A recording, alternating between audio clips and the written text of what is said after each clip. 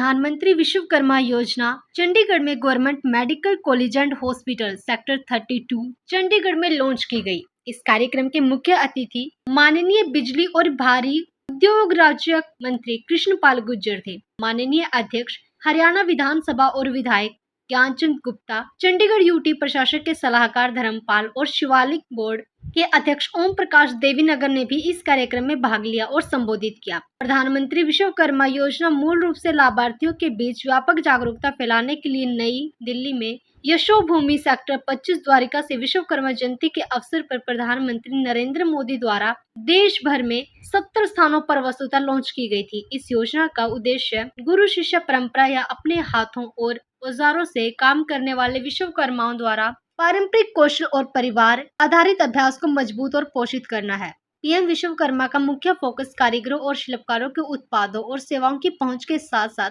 गुणवत्ता में सुधार करना और यह सुनिश्चित करना कि वे घरेलू और वैश्विक मूल्य श्रृंखलाओं के साथ एकत्रित हो। देखिए, आज देश के यशस्वी प्रधानमंत्री जी ने पीएम विश्वकर्मा योजना का शुभारंभ किया, जिससे देश के लाखों विश्वकर्मा भाइयों को बहुत फायदा होने वाला है और उनके हाथ में जो हुनर है उसका उपयोग देश की तरक्की में इसके द्वारा होगा। और 18 तरह की जो स्किल है उनके लिए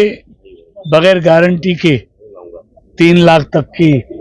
कर्ज की व्यवस्था, कम से कम ब्याज पर 5% ब्याज पर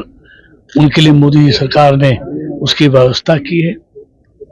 तो देश की उन्नति में, और ये जो हमारा पारंपरिक जो कारीगर हैं, शिल्पकार हैं, जो हाथ से काम करने वाले लोग हैं, तो उनके लिए ये योजना बहुत फायदेमंद होने वाली है और उनके का सम्मान भी बढ़ेगा, उनका सामर्थ्य भी बढ़ेगा। इसलिए इस योजना का लाभ लाखों की संख्या में हमारे विश्वकर्मा भाइयों को होगा और सिर्फ देश में नहीं, दुनिया में उनको जो आधुनिक टूल किट मिलेगी उसके माध्यम से जो वो चीजें बनाएंगे उसको सिर्फ भारत में नहीं, सिर्फ लोकल नहीं, ग्लोबल स्तर पर भी पहचान देने का काम मोदी सरकार कर रही है।